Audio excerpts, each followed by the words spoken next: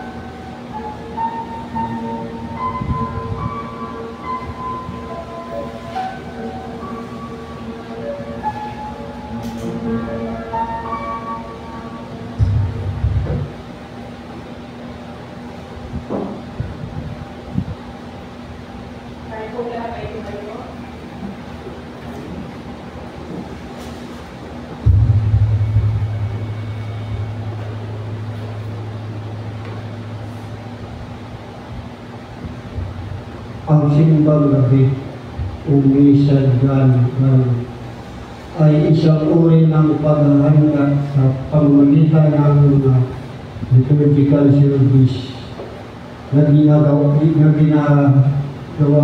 bago dumating ang araw ng Kapaskuhan. Ito ay namana natin sa tradisyon ng Romano Katoliko at binigyan expression sa pananampalatayang Bangheliko o Protestante.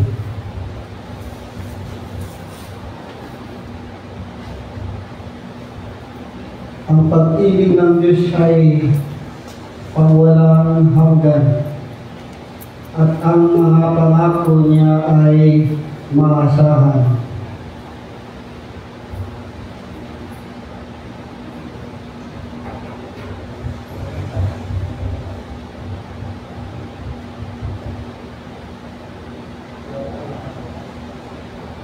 Noong unang panahon ang mga tao ay pinagkaluban ng tanda ng presensya ng Diyos.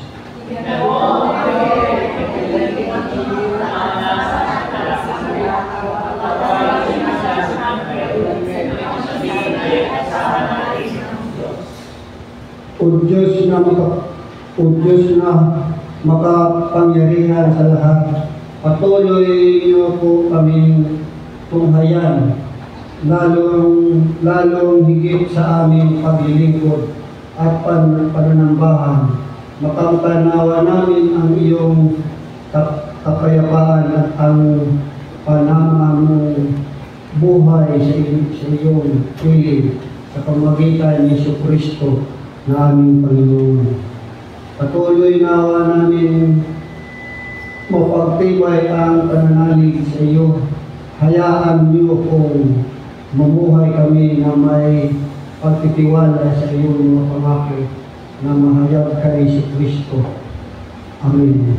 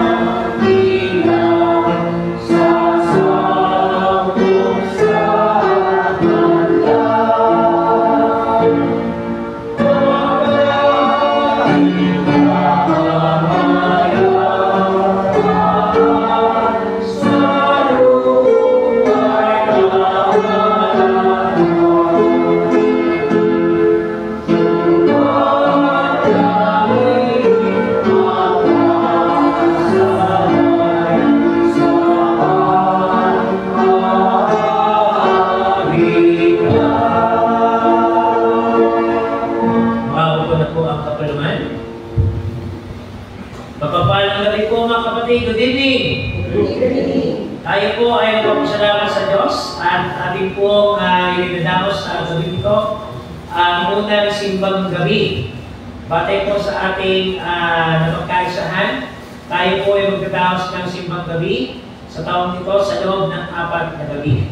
Ngayon po, Friday, December 20, at bukas po, December 21, at sa December 23 at December 24. So paalala lang po mga kapatid, unang-una po, nagpapasalamat tayo sa Panginoon sa ating paglugod, ang kapatid na Tom, na nagdaos po ng kanyang kaarawan ng nakaraang Lunes. Belated happy birthday po, Kuya Tom. At ang ating naman pong tagapagsalita ay ang ating council chairperson, kapatid ng Grace Ignacio. So ang ating pong tagapagbahagi naman ng biyaya sa gabi nito ay ang United Churchmen o UCM. So maraming salamat po sa ating UCM na naroon sa ngayon.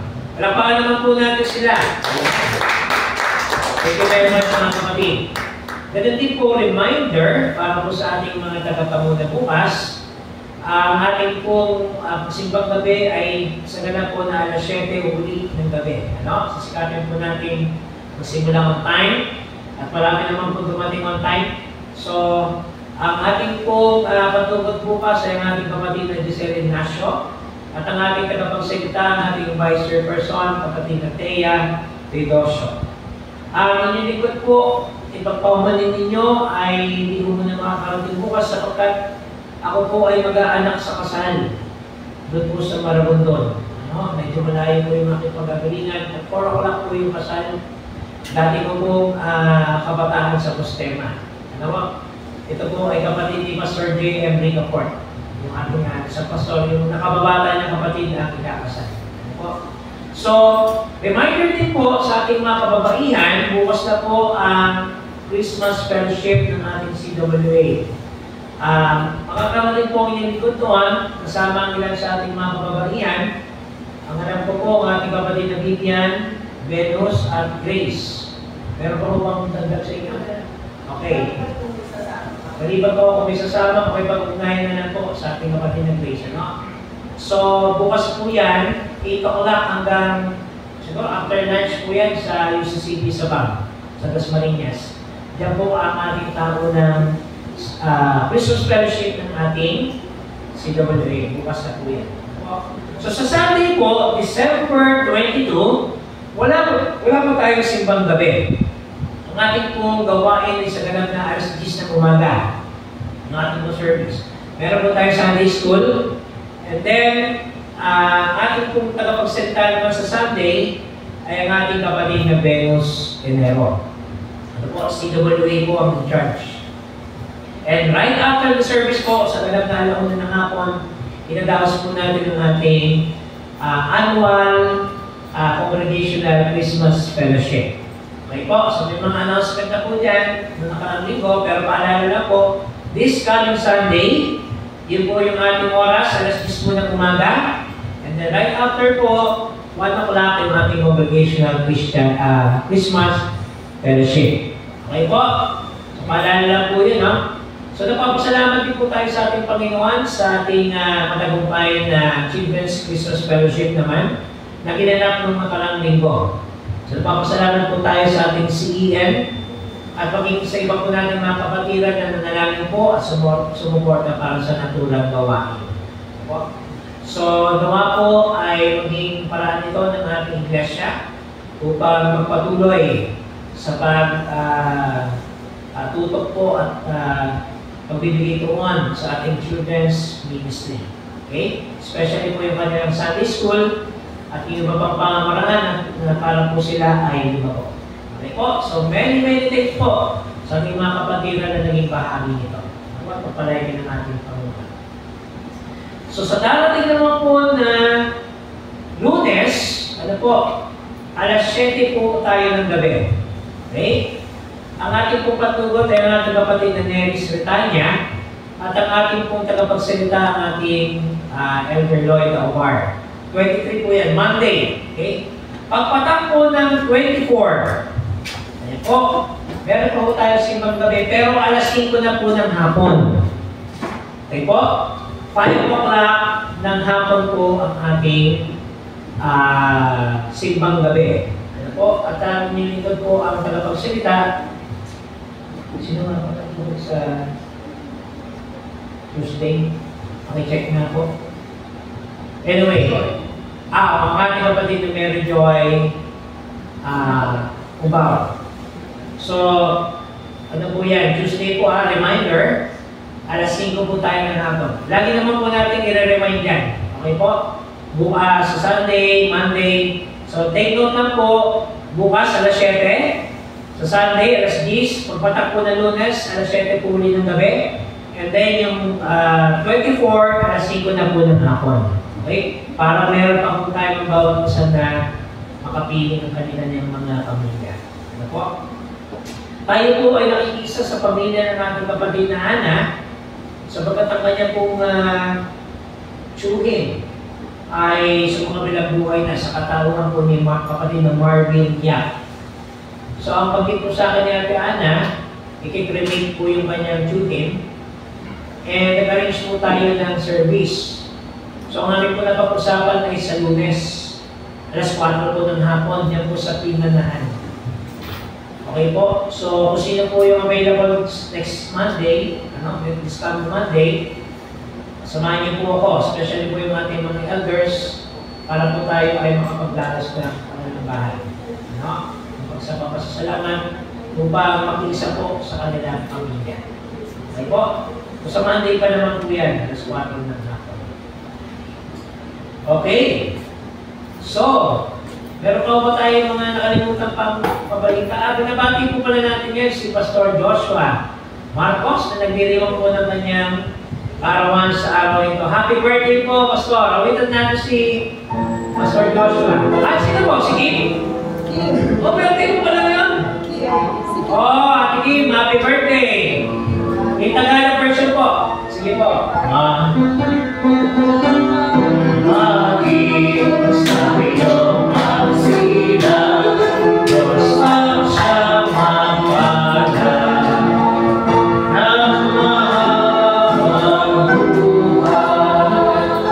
Happy birthday to you. Happy birthday to you. Happy birthday, happy birthday. Happy birthday.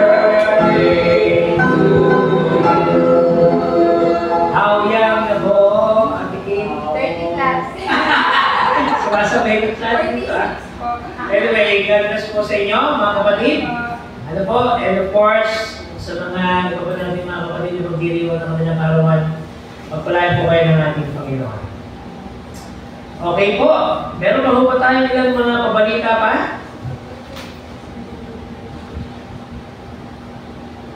Kung wala na po, tayo lahat ay tumayo upang basahin po ang ating papel talata. Nilid ko po ang ating kapatid na Grace upang basahin po ang papel talata.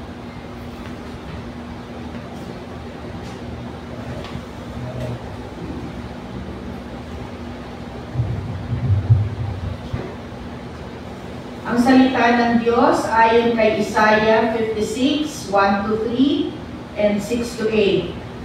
Ganito po ang sinasabi. Ito ang sinasabi ng Panginoon, pairalin ninyo ang katarungan at katwiran dahil malapit ko na kayong iligtas. Mapalad ang mga taong gumagawa nito at ang mga sumusunod sa aking mga pinapagawa sa araw ng pamamahinga. Mapalad din ang taong hindi gumagawa ng masama. Huwag isipin ng mga dayuhang nag-alay ng kanilang sarili sa Panginoon na hindi sila isasama ng Panginoon sa kanyang mga mamamayan. Huwag din isipin ng mga taong nagpakapon na dahil hindi na sila magkaanak ay hindi sila maaaring isama sa mga mamamayan ng Diyos. Pagpapalain ko rin ang mga dayuhang nag-alay ng sarili nila sa akin para paglingkuran ako, mahalin, sambahin at sundin ang aking ipinagagawa sa araw ng pabahinga at tumutupad sa aking kasunduan. Dadalhin ko sila sa aking banal na bundok at aalipin doon sa aking templong dalanginan. Tatanggapin ko sa aking altar ang kanilang mga handog na sinusunod at iba pang mga handog. Dahil ang templo ko ay tatawaging templong dalanginan ng mga tao mula sa lahat ng bansa. Sinabi pa ng Panginoong Diyos na nagtitipon sa mga Israelitang nabihag, titipunin ko pa ang iba maliban doon sa mga natipon ko na. At sa Juan 5, verses 33-36 na ganito po ang sinasabi. Maging si Juan na tagapagbautismo ay nagpatotoo tungkol sa akin at sinabi niya sa inyo ang katotohanan nang magsubo kayo ng ilang tao upang tanungin siya. Binanggit ko ang tungkol kay Juan, hindi dahil sa kailangan ko ang patotoo ng isang tao, kundi upang sumasampalataya kayo sa akin at maligtas. Si Juan ay tulad ng isang ilaw na nagliliwanag at lubos kayong nasilahan sa liwanag niya sa inyo kahit sa lang. Ngunit may nagpapatotoo pa tungkol sa akin na higit pa kay Juan. Ito ay walang iba kundi ang mga ipinapagawa sa akin ng Ama. Ito ang nagpapatunay na ang Ama ang nagsugo sa akin. Pagpalain ng Diyos ang pagbabasa ng kanyang banal na salita.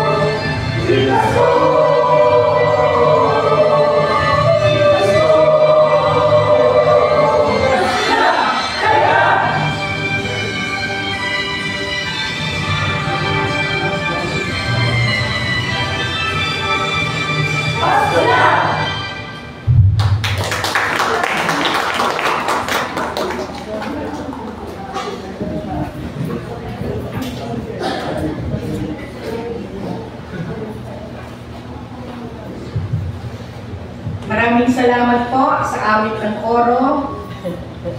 Bagamat parang pakiramdam ko kami nakikipaghabulan dun sa musika. Talagang hinahabol namin yung music, ano? Oo, kasi Pasko na daw, malapit na talaga ang Pasko. Kaya pati yung tugtog natin bumibilis na. Dahil nalalapit na ang December 25. So maraming salamat po sa ating koro at sa mga dumalo po ng ating Christmas kantata. At wish ko lang po na sana ay maging makabuluhan ang Paskong ito sa ating lahat. Tayo pong lahat ay manalangin. Ama naming Diyos, kami po'y nagpapasalamat sa gabi ito sa inyong paggabay sa buong linggo. Maraming salamat, O Diyos, sa patuloy mong pag-iingat sa amin at sa patuloy na pagbibigay ng pagpapala at kalusugan ng bawat isa. Nawa, O Diyos, ang mensahe ngayong gabi ay magagaling sa inyo, O Diyos, at hindi sa aking sarili. May share natin ang magandang balita, ang araw ng iyong kapanganakan. Ang lahat ng ito ay aming dinadalangin sa matabis na pangalan ng aming Panginoong Yesus. Amen.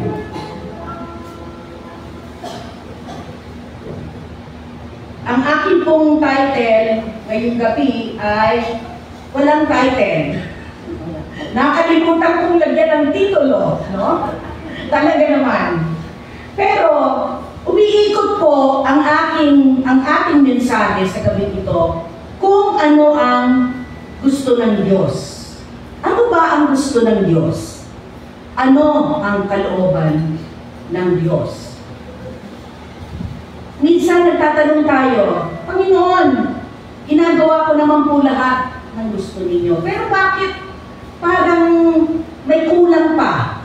Bakit parang ang buhay ko ay sinusubok mo pa rin ako in spite of na ako'y naging masunurin sa iyo, in spite of the fact na ako ay pilit na sumusunod sa iyong utos. Pero may mga hamon sa buhay na hindi po natin maiwasan.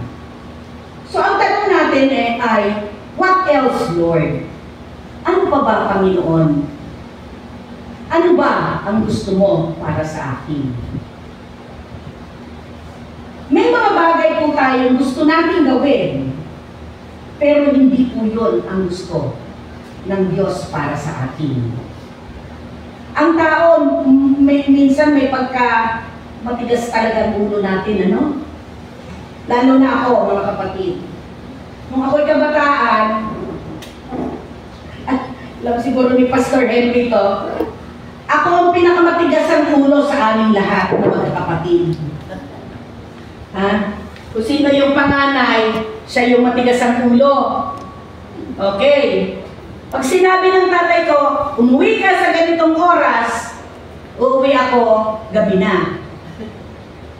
Pag sinabi ng tatay ko at ng nanay ko, huwag mong gawin to, yun ang ginagawa ko naman. So, ibig sabihin po, taliwas doon sa inuutos, doon sa ginagawa ko. Which I may say, siguro ako yung prodigal daughter sa amin. Kung may prodigal son, ako yung prodigal daughter. Bakit? Kasi po talaga matigas ang ulo ko. Siguro hindi na naabutan ni Pastor Henry B. Bata pa siya noon . Yung pangalawa kong kapatid, si D.M. Nonoy, siya naman po yung mahusay din. Parang musician po siya, gaya ni kapatid na Esther. Siya po ang pianista naman sa Binakayan Church. So lahat kami talaga very active sa simbahan. Yung isa sa musika. Ako, ewan ko. Si Pastor naman pumasok sa ministeryo, no? So, lahat po kami.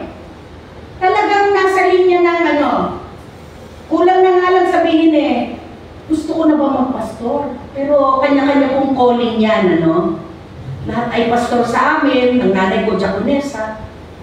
Kasi nga, ako pinakamatigas ang ulo sa amin. Ayokong magpastor.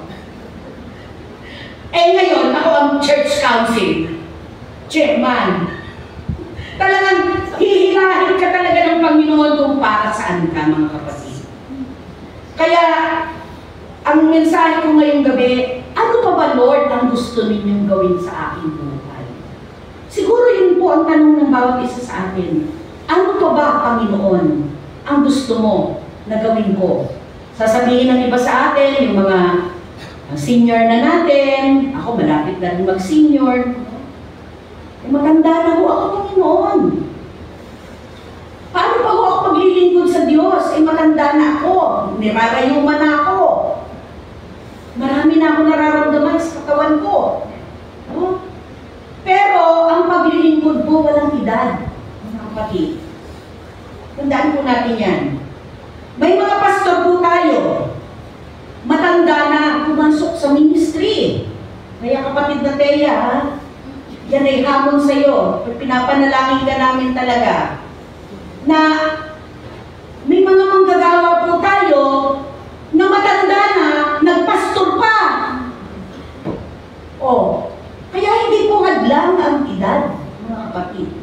Kung tayo ay tinatawag ng Panginoon, dapat po tayo sumunod. Maganda po ang mensahe ngayong gabi. Sa pagtatapos ng isang araw, iisipin mo, ano bang ginawa ko ngayon maghapon? Naging makabuluhan ba ang araw ko ngayon? O ako lamang ay nakahiga sa bahay maghapon? Walang nangyari sa buhay ko. O nakatunga nga lang ako. Kasi every day is a new day. Kaya po mga kapatid, kahit tayo nasa bahay lang, pinaplano din natin yung ating gagawin. Especially yung mga nanay. Ngayong araw na to, ako'y mamamalengke. Ngayong araw na to, ako'y maglalaba. Ngayong araw na ito, aasikasuhin ko ang assignment ng mga anak ko. Nakaprogram din po yan. Kaya hindi po pwede sabihin, nasa bahay lang ako. Wala akong gagawin. Alam niyo mga kapatid, kung kailan ka nasa bahay, doon ka maraming ginagawa. Do you agree?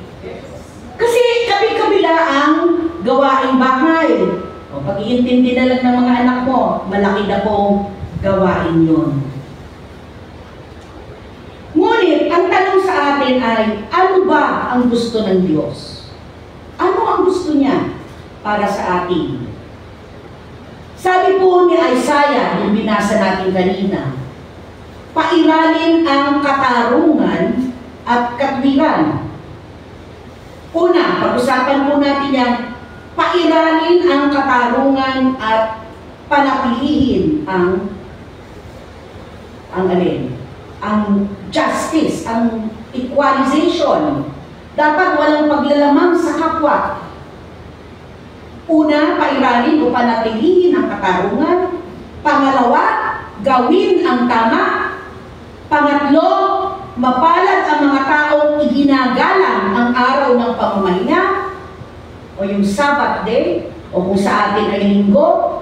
At pang-apat, lumalayo tayo sa mga gawain masama. Okay. Unahin po muna natin yung una kong sinabi. Pairalin o panatilihin ang katarungan. Maintain justice. Pag may katarungan, ibig sabihin walang naaapi. Walang nadedehado. Okay? Marami po ngayong mga tao ang pinagkaitan ng katarungan. Mga maliliit na tao. Mahihirap. Na walang kasalanan.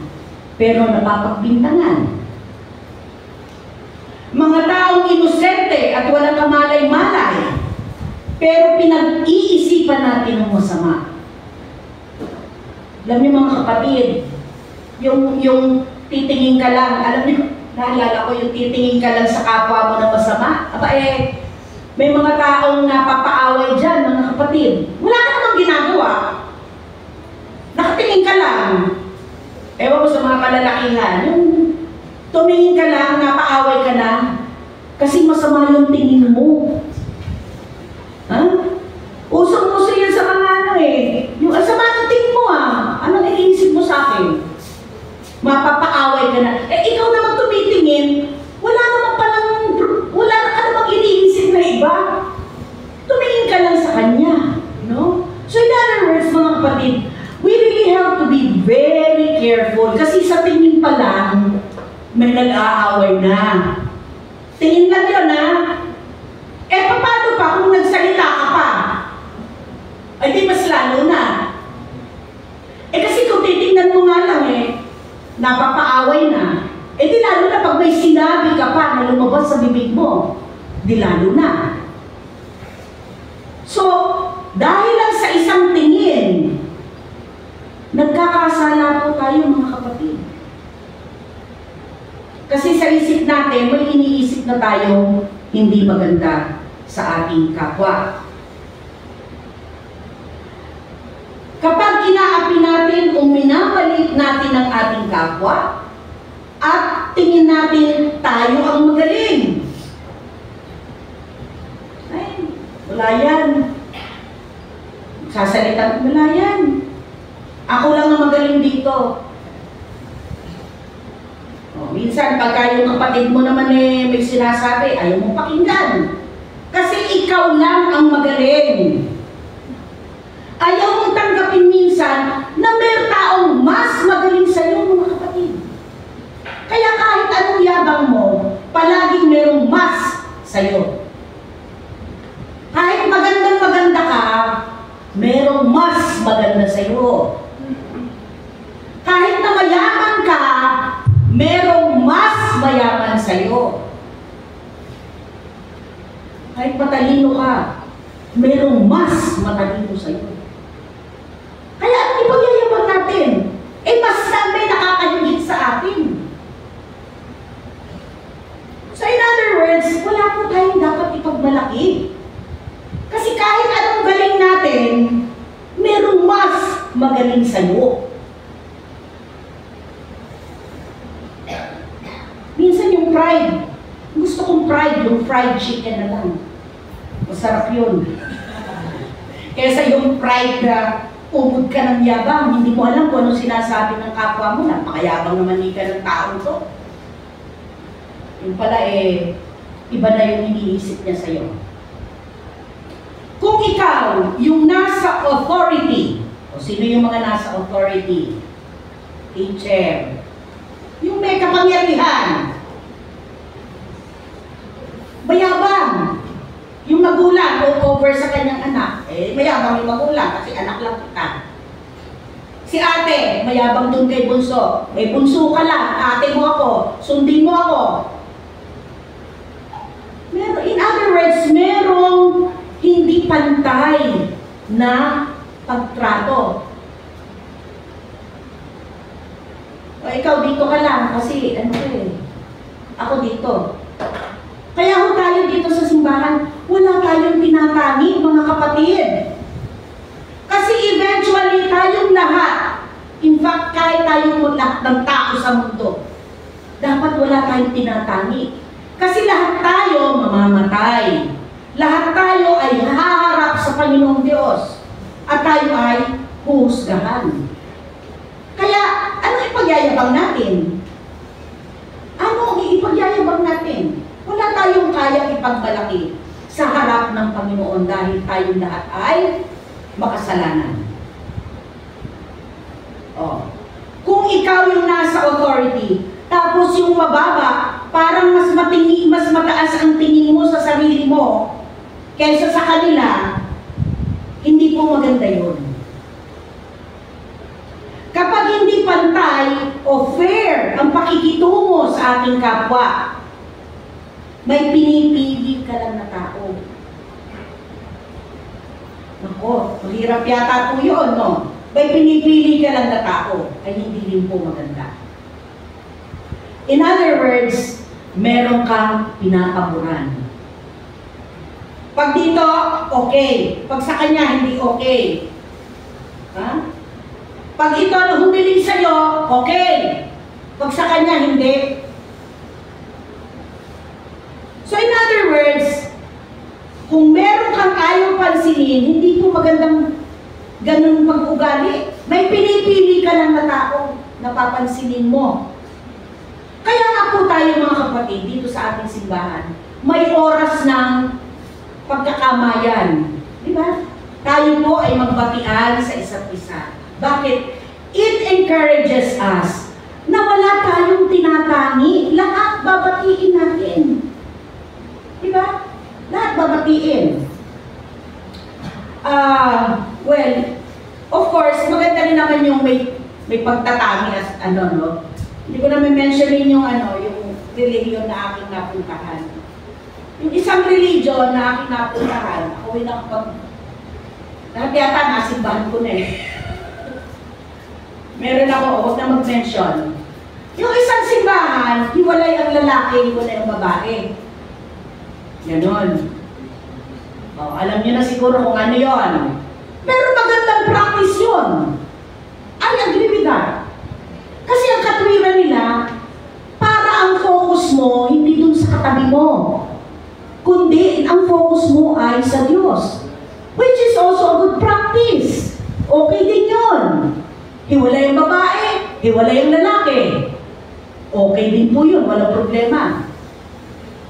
No? Pero wala po tayo dapat na pinipili. Ito, hindi ko kakabayan, hindi ko ito masyadong close eh. Hindi ko masyado ito papansinin. Kung sino yung ka-close, yun lang ang pinapansin. Pansinin nyo, sino ang ka-close nyo dito? Hindi natin maiwasan yan mga kapatid. Kasi iba-iba ang level ng ating edad.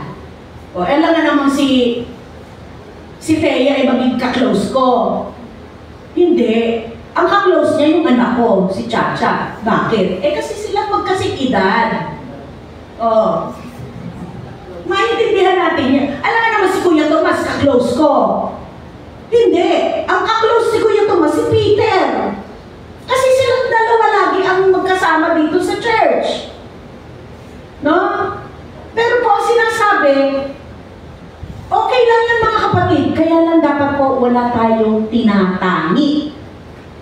Wala tayong pinapaboran. Pag nagkamali, mali. Pag tama, tama. Yun po, no? Ngayon, kapag masaya tayo sa kasawian ng iba, maganda po ba yun? Hindi maganda, no?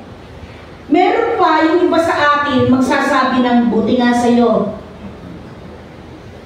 Parang natutuwa pa tayo na gano'n ang nangyari sa ating kapwa. Lalo na at inis ka sa taong yun. Buti nga sa'yo. Patawarin tayo ng Panginoon. No? Minsan ako ganun din eh. Pag ako nabubwisit, buti nga sa'yo. Pero mali po mga kapatid. Hindi po dapat natin pinag-iisipan ng ating kapwa ng ganun. At parang natutuwa ka pa na ganun ang nangyari sa iyong kapwa. Natutuwa tayo na may taong naaapi. May mga taong nahihirapan. Yan po ay mga injustices na ginagawa natin. Hindi tayo namumuhay sa katarungan pag ganun ang ating mga attitude. Tinuturuan tayo ng Diyos na maging maayos ang ating pakikisama sa ating kapwa. Of course, may mga ka-close ka. Pero yung kortesiya, na batiin mo ang iyong kapatid dito, o kahit saan man, magandang gabi po. Di ba? Tayong Pinoy, napaka-hospitable natin. Magandang gabi po. Magandang araw po. Pwede po ba? Makikisuyo po. Hindi lang tayo mas, oy, kunin mo nga yan. Oy, maglinis ka nga dito, Tomas. Hindi ganun. Pwede po bang pakitugtog ito, Ate Esther? Pwede po ba, Pastor, na ako'y dalawin ninyo? Pwede po ba, Kuya Tomas, na pakiabot sa akin ang ganito? May pakikisuyo. May pakikiusap. Pangalawa, gawin ang tama. At pangatlo, lumayo sa gawing masama. Gawin ang tama at lumayo sa gawang masama. Ano po yung una ko sinabi? Makakalimutin pa naman ako. maintain justice. Okay? I-maintain natin ang katarungan, ang equality. At pangalawa, gawin ang tama. Pangatlo, lumayo sa gawang masama. Siguro sasabihin natin, meron pa akong ginawang hindi tama, ay mga Kristiyano na tayo. Ito ba yung huwag kang papatay? Huwag kang magnanakaw? Huwag kang mangangalunya? Pero, meron ding maliliit na bagay na hindi natin napapansin na gawaing masama pala. Ang nakikita natin masama, yung malalaking kasalanan. Huwag kang papatay, huwag kang mangangalunya, huwag kang magnanakaw. Eh, dito naman yung ginagawa at Grace. Pero ang bibig mo, walang tigil sa kakachismis. Do you think hindi ka nagkakamali? Hindi ka nga pumapatay, hindi ka nga nagnanakaw. Eh, ang chismis mo naman sa katerba. Tama ba yun?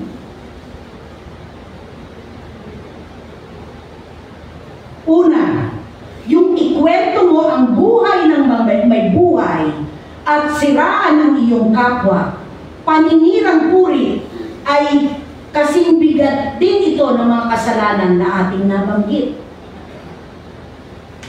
Kaya po mga kapatid, wala pong malaking kasalanan at mali. Ay, kukupit ako ng 5 piso. 5 piso lang naman ito. Wala pong pinag-iba sa kumupit ka ng 1,000 at ng piso.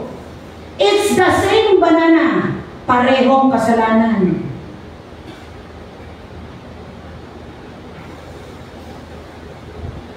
Hindi ka nga pag pumapatay, pero sinisiraan mo ang iyong kapwa, ay parang character assassination na din po yan. Sinasaksak mo din siya sa pamamagitan ng iyong mga salita at paninirang puri. Yung pagmura. Hindi ka ba nagkakasala nun? Baka sabihin natin, eh nakaugalian ko na yun eh. Nakasanayan ko na yun eh. Yung bibig na ginagamit natin sa pagpupuri sa Panginoon ay siya rin bibig na ginagamit natin sa paninirang puri ng ating kapwa. Tama ba yun?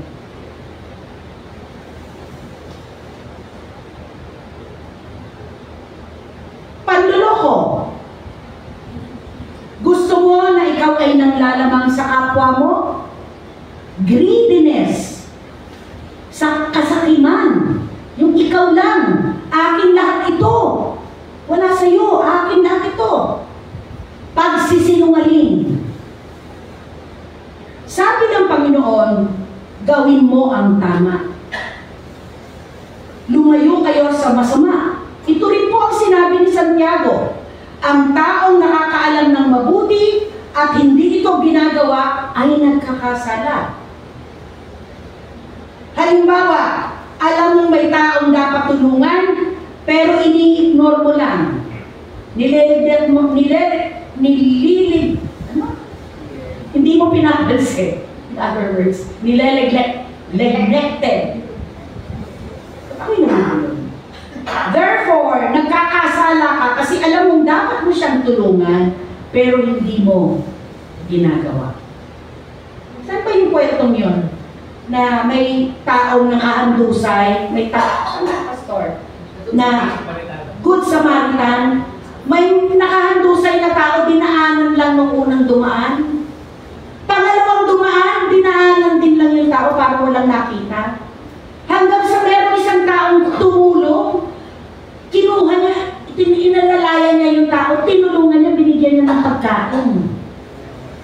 Pinagamot.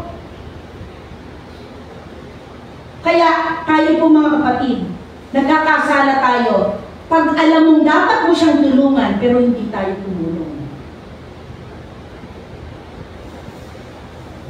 O, ano pa? Alam natin, dapat natin ibigay ang ating kaloob. Pero tinitipid natin ang Panginoon. Guilty din ako dito.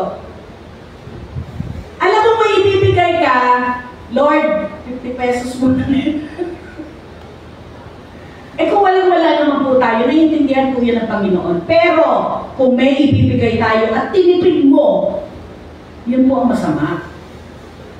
Kung walang-wala naman po tayo talaga, bakit naman, hindi naman po, yan po ay kusang pagbibigay.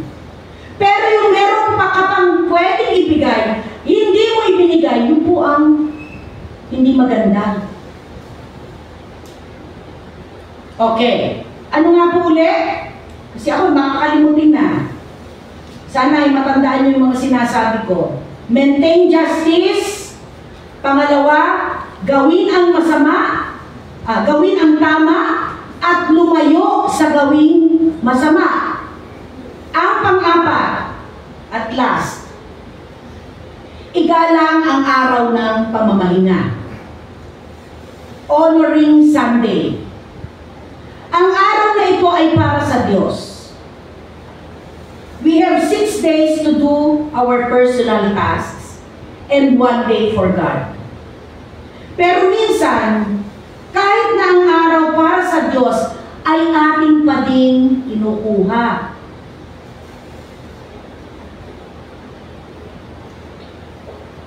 Ibinibigay pa rin natin sa ating mga sarili.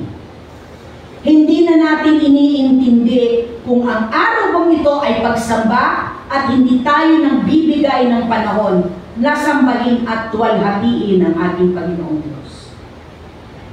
Pumunta ka sa church. Pangalawa, absent ka na naman. Tama ba yun? Ngay, ano yun? Lilitaw, lulubog, ano? Lulubog, lilitaw, palitaw. No. May ganun no? Noong mga nakaraang taon, maraming simbahan po ang nagsara. Bakit? Dahil sa COVID. Pero bukas na po ngayon ang simbahan. Wala nang, hindi na yata, wala na po yata ang COVID, pero I'm not sure. Pero, nevertheless, mas okay, parang normal na tayo ngayon. Kasi wala na yung iba, wala na tayong face mask. Iilan lang sa atin dito ang naka-face mask. Si Nanay Sandra lang. Hindi pa lahat niya suot ngayon. In other words, parang naging normal na ang ating panahon. Kasi dati talagang lahat naman naka-face mask, Binuksan mo na ba ang iyong schedule na pumunta sa church at magsimba? Wow, may calendar. Tingnan mo yung calendar. Puro trabaho sa opisina. Asan yung doon sa simbahan? Wala. Puro trabaho. Ngayon magtitinda ako. Pupunta ako kay Aling Petra, kukuha ako ng paninda ko. Pupunta ako dito kay Juan, kasi magbabayad ako ng utang ko. Tingnan mo yung listahan yung gagawin, wala doon yung magsisimba.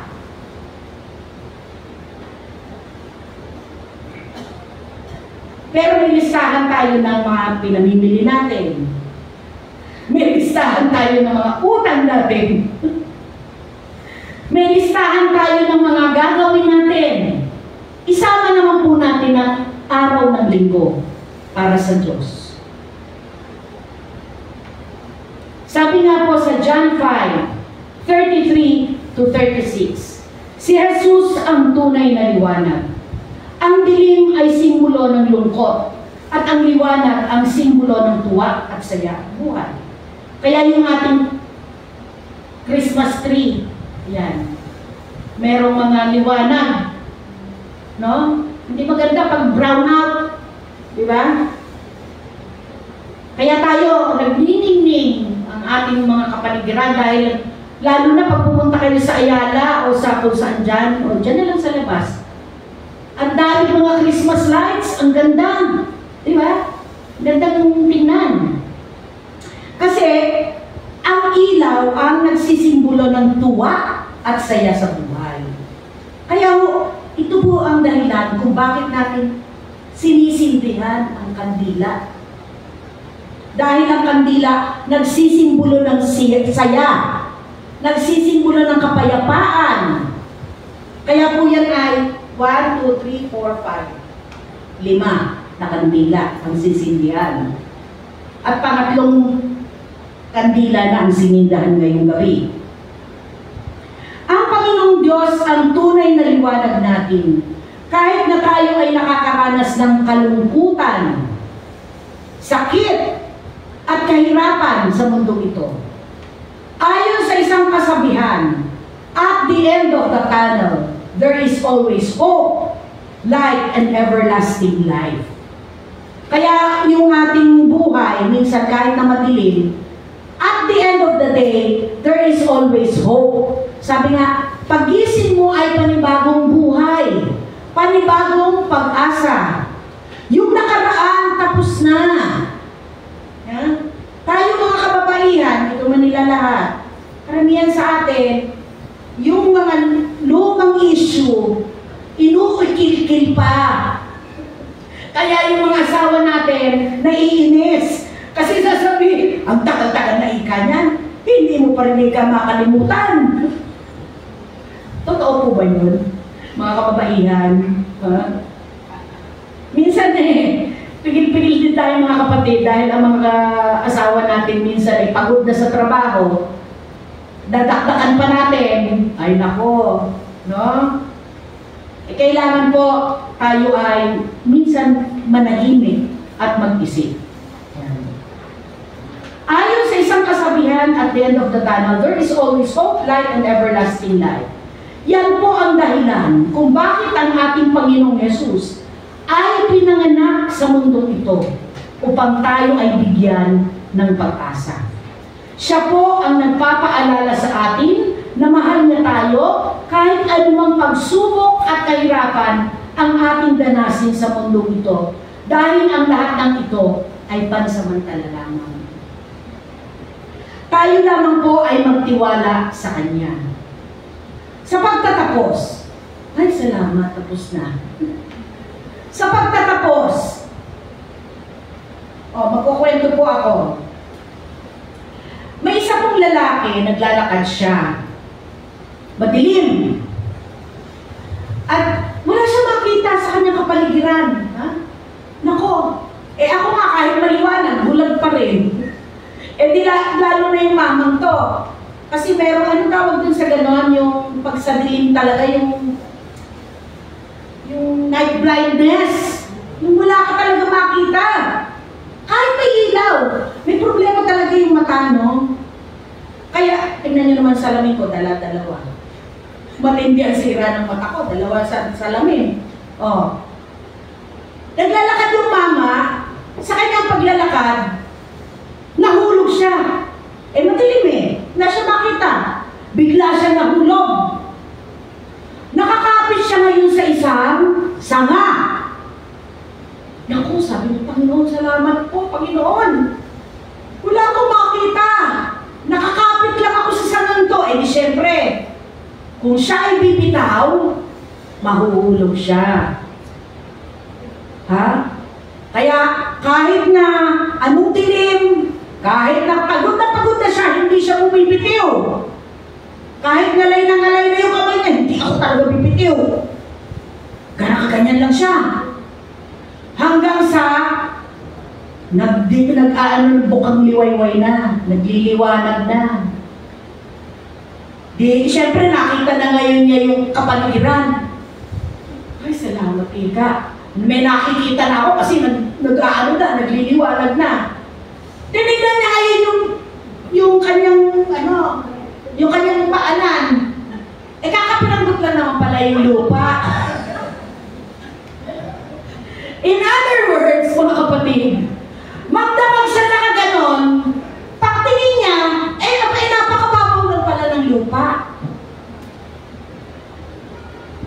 So, anong ibig sabihin?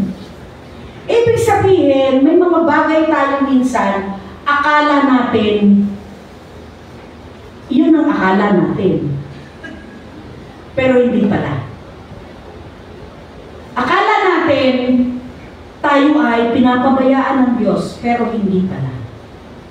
Akala natin, hindi natin kaya lagpasan ang problema, pero kaya pala natin. Kaya po mga kapatid, sa Paskong ito, alam ko pong mahirap ang buhay. Totoo po yan. Pero lagi po natin isipin, at the end of the tunnel, sa likod ng madilim. Ano ba ang tunnel kasi sa Tagalog? Hindi ko alam yun. Ha? Tunnel. Lagusan, di ba? Lagusan. Punong lagusan, no? Yung malaking ganon, ano ba? Basta alam niyo na yun, tunnel. At the end of the tunnel, pag pumasok ka sa tunnel kasi madilim eh. Di ba? Parang walang katapusan. Parang problema, walang katapusan. But at the end of that tunnel, there is light. May liwanag. Kaya mga kapatid, ngayong Pasko, kahit na tayo po ay hindi pinayayaan ng maraming pagpapala, sabihin na natin wala talaga tayo ngayong Pasko, pasalamat pa rin po tayo sa Panginoon dahil tayo ay buhay, tayo ay kasama natin ang ating mga mahal sa buhay, wala man tayo ganong kalaking pera, pero tayo ay iniingatan ng Panginoon. Salamat sa Diyos. At maligayang Pasko po sa ating lahat.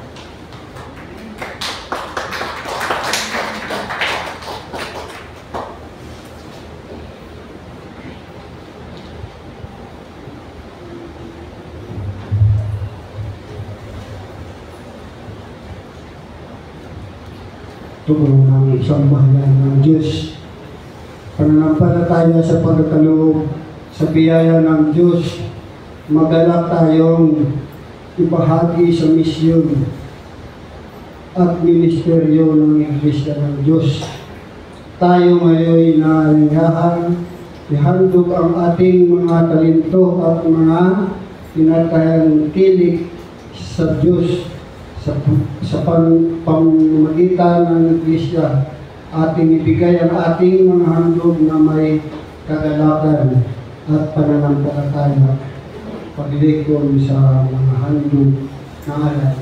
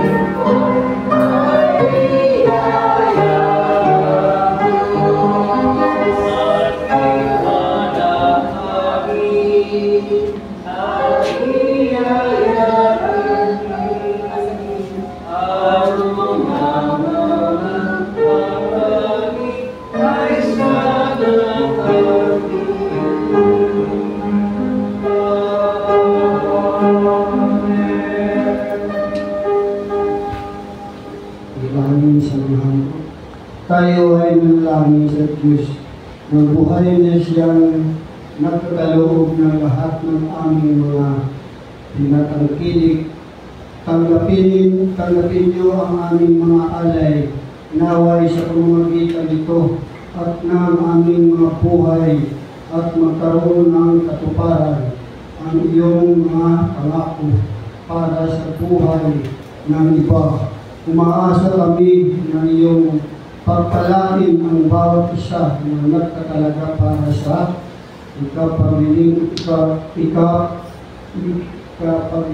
paglilingkod ng pangalan ni Jesucristo.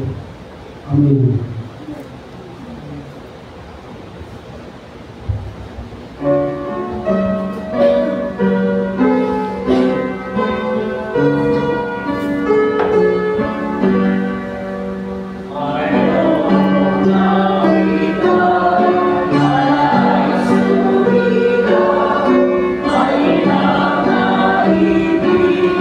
Para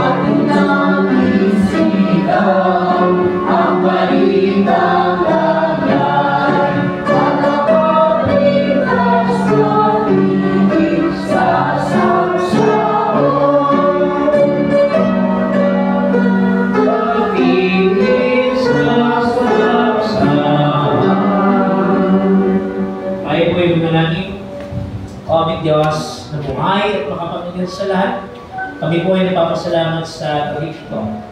Hindi niyo kami binigyan ng pagkakataon upang ihanda ang aming mga sarili sa pamamagitan ng pagsamba at pagpupuri, sa pamamagitan ng pagninilay at pakikinig ng inyong banal na salita.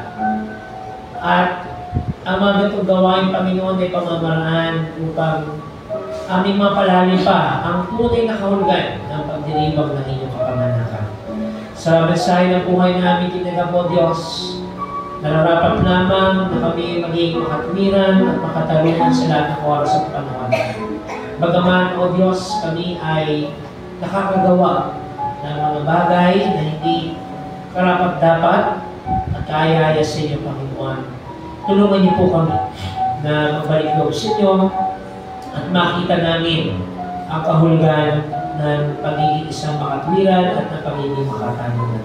Panginoon, hindi po namin makakaya na nag-iisang lahat ng ito. Kinakilala namin ng Diyos ang inyong patnubay, ang inyong presensya. Dalayan ko rin, Panginoon, ang aming mga kapatid na nagdiriwang ng kanilang kaarawan sa araw nito. Noong nakaraang Lunes naman po ay nagdiwang ng kaarawan ng aming kapatid na Tom. At sa araw na ito, ang aming kapatid na Kim at Pastor Joshua ay nagdiriwang ng kanilang kaarawan. Panibagong buhay, panibagong lakas ang inyo namang ipagkaloob at igawad sa inyong mga anak at likod dito. Panginoon, dalayan ko rin, Panginoon, ang sambahayan ng aming kapatid na Ana sa pagpanaw ng kanyang tiyuhin na si Marvin Yap. Ang inyong kaaliwan, kapayapaan ng mga Panginoon ang dumatal sa kanila. At dalayan ko rin, Panginoon, ang aming tagapagsalita sa araw ng bukas at pagnugot sa kapatid na Giselle at Thea.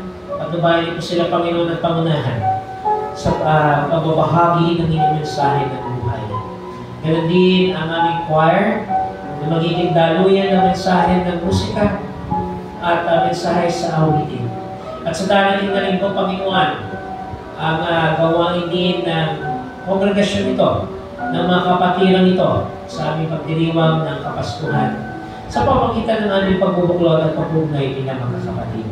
Iyatas din namin sa inyong pangalan, Panginoon, ang gawain ng kababaihan sa araw ng bukas doon sa UCCP sa Bago. Pagnahin po, Panginoon, ang inyong mga nakatungkod dito at nawain magbunga ang pag-uugnay at pagkakapatiran ng bawat isa. Panginoon, amin din dalangin ng aming mga kapatid na nakakaranas ng karamdamang pisikal. Ibuhin mo sila ng inyong mapagpalang kamay, Panginoon, at taglayin ang kalakasan na nagmumula sa iyo. Sa aming mga kapatid na Isa at Albert de Sacola, na sa ngayon po ay kumakaharap sa hamong pangkalusugan. Dahil din po sa aming kapatid na Albert na nakakonfine doon po sa Makati Medical Center. Ibuhin po siya ng inyong mapagpalang kamay, O Diyos, at tanggapin ang kalakasan na nagmumula lamang sa iyo. Sa aming kapatid na Oling Pardo, ay patuloy namin tinataas sa inyong pangalan, Panginoon. Tanggapin nila ang pag-asang nagmumula lamang sa inyo, O Diyos. At makita nila, Panginoon, ang liwanag na dulot ninyo sa panahon ito ng Kapaskuhan. Panginoon, bilangin din namin ang bawat isang narito, ang bawat pamilya na bumubuo sa iglesia nito. Pagbuklarin niyo po kami, Panginoon, at patuloy namin may padama ang aming pagmamalasakit sa isa't isa. Nawa kami bilang inyong mga anak ay manatili na nagbubuklod sa diwa ng pag-ibig, na nagbubuo ng isang komunidad na aming pinapakilala kayo bilang Panginoon at tagapagligtas ng aming mga buhay. Ingatan niyo po kami, Panginoon, sa aming pasamantalang pamamahinga sa gabi nito at sa araw ng bukas ang panibagong buhay ang inyong muling igawan at ipahayag sa aming kalagitnaan. Ito po ang aming pagsamang panalangin na may pasasalamat sa tanging pangalan ni Jesus, naming Panginoon at tagapagligtas. Amen. Humayo tayo ngayon taglay ng katiyakan na ang Panginoong Diyos ay gumagawa ayon sa kanyang mabuting kalooban upang ang bawat isa sa atin ay mamuhay sa kapayapaan ng kaligtasan. Nawa ang Diyos sa mga magpala sa bawat isa. Si Kristo Jesus ay pagaliin ang kanyang presensya sa ating mga buhay. At ang Espiritong Banal ang maggalaw sa atin ng patnubay upang masatutunan tayo tapat sa pananalig at paglilingkod. Sa isang Diyos na makapangyarihan sa lahat ang papuri at kaluwalhatian ngayon at sa magpakailanman. Amen.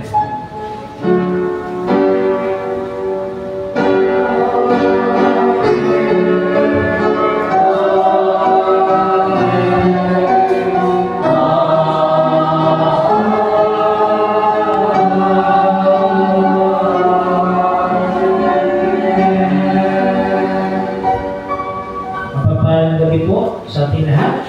At pagsaluhan po natin ang biyaya ng Diyos sa pamamagitan po ng ating mga UCF. So thank you very much sa ating UCF. And reminder po bukas sa ating kababaihan, sila po ang magpapamerienda. So God bless us all po, mga kapatid. And happy birthday, Ate Gini. Happy birthday. Kunin mo yan, ang ganda. Ate,